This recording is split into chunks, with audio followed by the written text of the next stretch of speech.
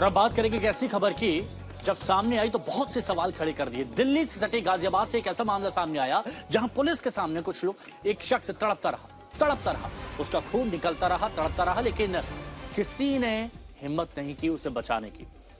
संवेदनशीलता पर सवाल उठे। गाजियाबाद के मधुबन बाबूधाम थाना इलाके का यह मामला है जिसने पुलिस के रवैये पर बड़े सवाल खड़े कर दिए।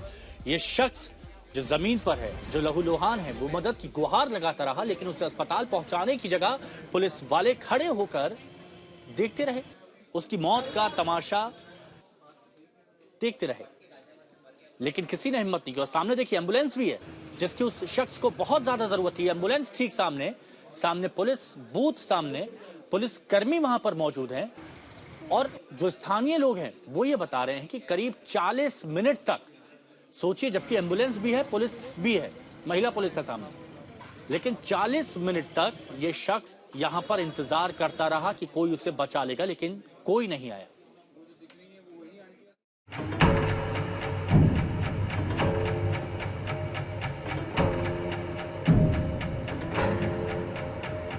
कोई सड़क पर खड़ा होकर वीडियो बना रहा है, कोई घटना पर हैरानी जता रहा है, लेकिन खून से लथपथ और तड़पते युवक को बचाने के लिए कोई भी आगे नहीं आ रहा। खून से सना युवक सड़क पर पड़ा है। उसकी हालत ऐसी भी नहीं है कि किसी से मदद की गुहार तक लगा सके, किसी को मदद के लिए पुकार सके, और कोई ऐसा भी नहीं जो इस हाल में उसकी मदद के लिए आगे आ सके। लेकिन इस घटना के बीच सबसे बड़ी लापरवाही की इन तस्वीरों को देखिए। सामने पड़ा युवक तड़प रहा है, ठीक सामने पुलिस का पिंक बूथ है, 2 महिला पुलिसकर्मी भी वहां मौजूद हैं, लेकिन वो भी इस युवक की मदद के लिए आगे नहीं आ रही। ये तस्वीरें इसलिए भी बेहद परेशान करने वाली हैं क्योंकि इस पिंक बूथ पर लगी चोट के चलते ही इस युवक की जान गई। रक्षा करे, कोई रक्षा ना करा। मेरा लड़का के दम में टूट गया, तब अस्पताल भी ना मेरे से, मुझे अस्पताल उठाले गए, अस्पताल में भी गई, वहाँ भी मेरा के नहीं दिखाए, मेरा के खेदा के वहाँ से भेज के मेरा बेटा के चिराईगढ़ में भेज दिए। कह रहे तुम्हारा बेटा ठीक है, तुम्हारा बेटा आईसीयू में है, तुम्हारा बेटा के रेफर कर दिए। आई ना बताए कि तुम्हारा बेटा के चिराईगढ़ में भेजा है।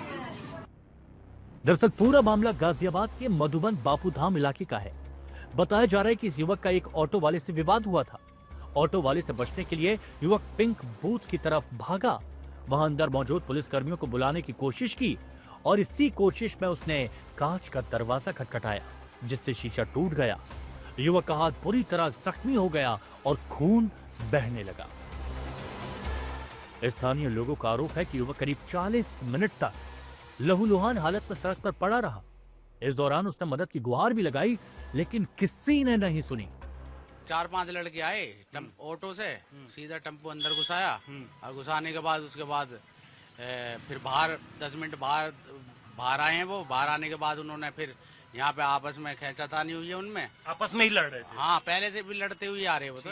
फिर यहाँ पे रिपोर्ट करने आए थे, फिर वो सारे पांचों बाहर आए। मैडम ने कहती कि ये पिंक बूथ है, यहाँ पे हमारी तुम्हारी वो नहीं, जेंट चौकी में जाओ। फिर वहाँ जाके उन्होंने वापसी टेम्पू निकाला है, यहाँ पे रुकाया है टेम्पू। यहाँ पे रुकाने के बाद उन्होंने फिर बाहर निकले हैं, बाहर निकलने के बाद फिर खींचातानी हुई है उनमें। फिर वो लड़का बहुत देर तक यहाँ पड़ा रहा। पड़ा रहने के बाद मतलब गिरा पड़ा रहा नशे में, आप फुल नशे में। ठीक है। उसके बाद वो फिर 2-4-5 मिनट बाद फिर अंदर गया, वहाँ ने जाके शीशे उसमें लोहे के गेट में हाथ मारा। फिर उसके बाद जाके कांच के शीशे में हाथ मारा उसने। अच्छा, जब उसको चोट लग गई, खून निकल रहा था, तो आप दिखा सकते हैं कहाँ पड़ा रहा और कितनी देर? यहीं पड़ा था। अभी 1 मिनट ये बता देंगे जी इतने। यहाँ तक कि मौके पर मौजूद पुलिस वालों ने भी उसकी कोई मदद नहीं की। पिंक बूथ है, यानी अगर कोई महिला मुसीबत में पड़ती है, वो अगर मदद के लिए आती है तो अंदर मौजूद पुलिसकर्मी उसकी मदद करेंगी। लेकिन अगर कोई और आता है तो उसे यहाँ पर जाहिर सी बात है तो उसकी सुनवाई नहीं होगी। लेकिन रविवार को जो कुछ भी यहाँ पर हुआ उस पर यकीन करना एक बार की मुश्किल है। दोपहर तकरीबन 3:30 बजे के आसपास एक ऑटो आता है और सीधे अंदर घुस जाता है। आप देखिए, यहाँ पर आ जाता है, यहाँ पर ऑटो आ जाता है। ऑटो में कुल 3 लोग थे, एक ऑटो चला भी रहा था, तो करीब 4 से 5 लोग अंदर मौजूद थे। उनकी आपस में किसी बात पे लड़ाई हो रही थी, उनको शायद पिंक बूथ समझ में नहीं आया होगा, वो यहाँ पर लड़ने लगते हैं। जब यहाँ पर समझाया गया तो वो ऑटो लेके वापस बाहर की तरफ आते हैं। बाहर की तरफ निकलते हैं, कुछ दूर आगे आप जो चौराहा देख रहे हैं, इस चौराहे के पास पहुंचते हैं, ऑटो रुकता है, उनमें आपस में फिर लड़ाई शुरू हो जाती है। और उसके बाद जो ऑटो में ज्यादातर लोग थे वो चले जाते हैं, जबकि जो राजकुमार है 22 साल उम्र है, पास में ही रहता था, सिवान, वो वहीं सड़क पर लेट गया। बताया जा रहा है कि वो शराब के नशे में था और जो बाकी लोग थे वो भी शराब के नशे में थे।